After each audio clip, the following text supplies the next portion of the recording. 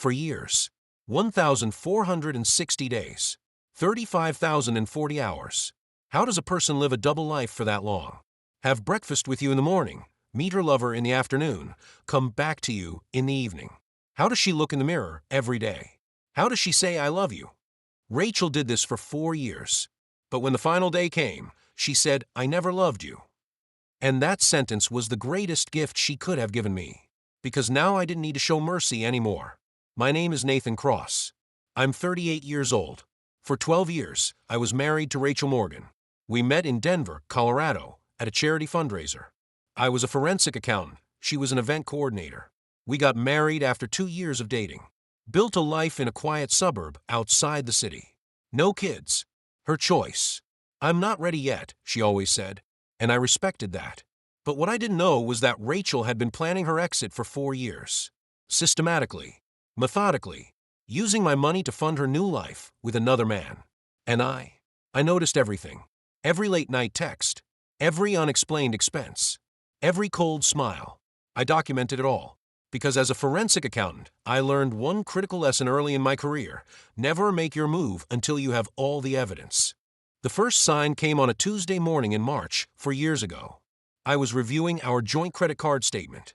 There was a charge I didn't recognize. $287 at a restaurant downtown. Rachel and I hadn't been there. When I asked her about it, she barely looked up from her phone. Client dinner, she said, for the Morrison wedding. I nodded. Seemed reasonable.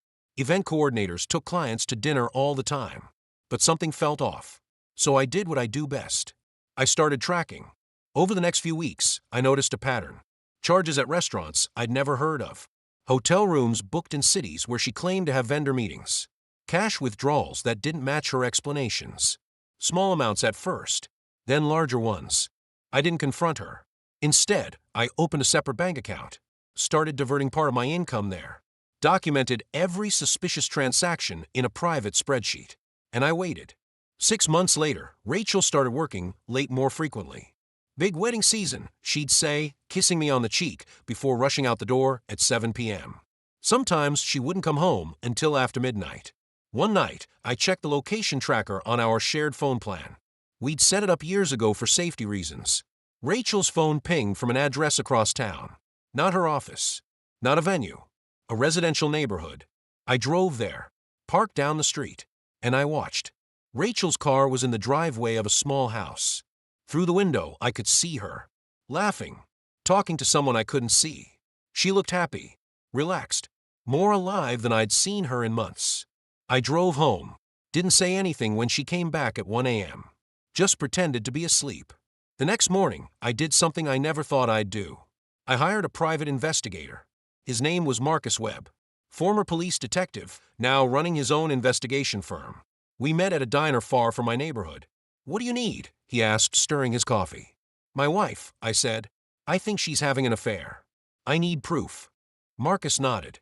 No judgment, just professional assessment. How long has this been going on? I don't know. 6 months. Maybe longer. And you want surveillance? Everything, I said. Photos, videos, financial records. Whatever you can legally obtain. This will be expensive, Marcus warned. I don't care about the cost. I care about the truth. 3 weeks later, Marcus called me. We need to meet. I found something. We met at the same diner. Marcus handed me a thick file. Your wife's been seeing someone named Derek Hoffman for at least 2 years, he said. Maybe longer. We've documented over 50 meetings at his residence. Restaurants.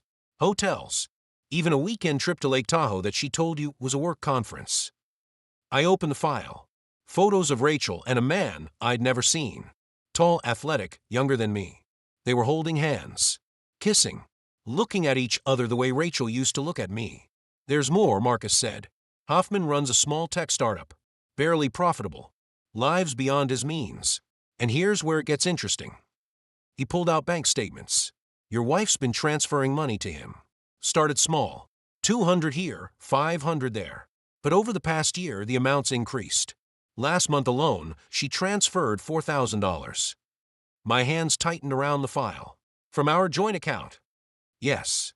Categorized as business expenses, vendor payments, consulting fees. All fake. How much total? Marcus flipped to a summary page. In 2 years? Approximately $87,000. I sat back. $87,000 of my money. Funding her affair. Funding another man's lifestyle. What do you want to do? Marcus asked. Keep watching, I said. I need to know everything. Over the next 18 months, Marcus documented Rachel's double life in meticulous detail. The affair wasn't just ongoing. It was structured, planned. She had a whole separate routine with Derek. Dinner every Tuesday. Overnight stays every other Friday when she claimed to be at trade shows. Weekend trips disguised as work conferences. But the worst part was the financial deception. Rachel had opened a credit card in my name without my knowledge. She'd been using it to pay for her life with Derek. Dinners, gifts, even a down payment on a car lease for him. When Marcus showed me the evidence, something cold settled inside me. This wasn't just an affair. This was systematic fraud, identity theft, financial abuse. There's one more thing, Marcus said during our last meeting. I found text messages between your wife and Hoffman. She's planning to leave you. Soon. He showed me screenshots. Messages discussing how to maximize her payout in a divorce. How to hide assets. How to claim that I was emotionally abusive to gain sympathy in court. She's been planning this for years, Marcus said. Building a narrative. Creating evidence of a failing marriage. All while draining your accounts. I looked at the messages. Rachel's words. Cold. Calculated. He doesn't suspect anything. Too focused on work. That night I went home. Rachel was in the kitchen making dinner. Pasta. My favorite. Hey honey, she said, smiling. How was your day? Good, I said. Yours? Busy. You know how it is. I nodded. Watched her move around the kitchen. This woman who'd shared my life for 12 years. Who'd slept beside me. Who'd said she loved me. Who was planning to destroy me. After dinner, we watched television together. Rachel leaned against me on the couch. I love you, she said absently, eyes on the screen. I love you too, I replied. But I didn't. Not anymore. The next day, I met with my attorney. Her name was Patricia Coleman. Tough, experienced, with a reputation for winning difficult cases. I laid out everything. The affair. The financial fraud. The identity theft. The plans to claim abuse. Patricia reviewed the evidence. This is solid, she said. Very solid. She's committed multiple crimes. Identity theft, fraud, forgery if she signed documents in your name. What are my options? Several. File for divorce citing adultery and financial misconduct. Simultaneously file criminal complaints for the fraud and identity theft. Freeze all joint accounts immediately. And most importantly, don't let her know any of this until we're ready. When will we be ready? Patricia smiled. It wasn't a pleasant smile. Soon. Very soon. 2 weeks later, everything was in place. I transferred my assets to protected accounts. Changed passwords. Secured important documents. Patricia had prepared divorce papers citing fault-based grounds. We'd filed criminal complaints with the district attorney's office. And I waited. Rachel made her move on a Thursday evening. I came home from work to find her sitting at the kitchen table. Her face was serious. Prepared. Nathan, we need to talk, she said. I sat down. Okay. I'm not happy, she said. I haven't been for a long time. This marriage, it's not working. I nodded. Said nothing. I think we should separate, she continued. Give each other space. Figure out what we really want. Is there someone else? I asked, even though I knew the answer. No, she said without hesitation. This is about us. We've grown apart. The lie came so easily to her. So practiced. I've already talked to a lawyer, she said. We can do this amicably. Split everything fairly. No drama. What does fairly mean to you? I asked. Half of everything. The house, savings, retirement accounts. Standard divorce settlement. I looked at her. This woman who'd stolen from me for 4 years. Who'd committed crimes in my name. Who was now trying to take even more. Okay, I said. I understand. Relief washed over her face. She'd expected a fight. Arguments. Tears. But I gave her none of that. I'll find a lawyer too, I said. We can work out the details. That night, Rachel slept soundly beside me. She thought she'd won. Thought she'd executed her plan perfectly. She had no idea what was coming. The next morning, I got up early. Made coffee. Left a note on the counter. Went to the office early. See you tonight. But I didn't go to the office. I went to Patricia's office. It's time, I said. Patricia nodded. The papers are ready. The criminal complaints are filed. Are you sure you want to do this? Absolutely. At 10 a.m., a process server arrived at our house. Rachel was home, probably planning her next move with Derek. She was served with divorce papers. Papers that detailed her affair, the financial fraud, the identity theft. Papers that demanded full restitution of stolen funds and listed fault-based grounds for divorce. At the same time, detectives from the fraud division contacted her. They wanted to interview her about unauthorized use of my credit and identity theft charges. My phone started ringing at 10:30. Rachel. I didn't answer. She called 15 more times. Left frantic voicemails. Nathan, what the hell is going on? Call me back. We can talk about this. I didn't respond. By noon, she'd hired an attorney. By afternoon, her attorney called Patricia. They wanted to negotiate. My client is willing to discuss settlement terms, her lawyer said. So is mine, Patricia replied. Full restitution of all stolen funds. $87,000 plus interest. She keeps nothing from a marriage. No alimony. No shared assets. And she pleads guilty to the fraud charges in exchange for probation instead of jail time. That's ridiculous. We'll fight this in court. Please do, Patricia said. We have 4 years of documented evidence. Photos, videos, financial records, text messages. We have her planning to commit perjury by claiming abuse. If this goes to trial, your client will be facing significant prison time. The lawyer was quiet. She has 48 hours to accept the terms, Patricia continued. After that, we proceed with full criminal prosecution. Rachel called me that night. This time I answered. Nathan, please. We need to talk. I'm listening. This is insane. You're overreacting. Yes, I made mistakes, but we can work through this. $87,000 isn't a mistake, Rachel. It's theft. I was going to pay it back. When? After you divorced me and took half of everything else. Silence. I know about Derek, I said.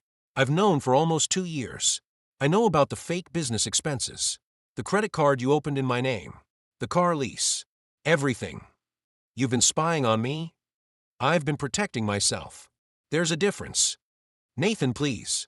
If you love me at all. I don't, I interrupted. Not anymore. You said you never loved me.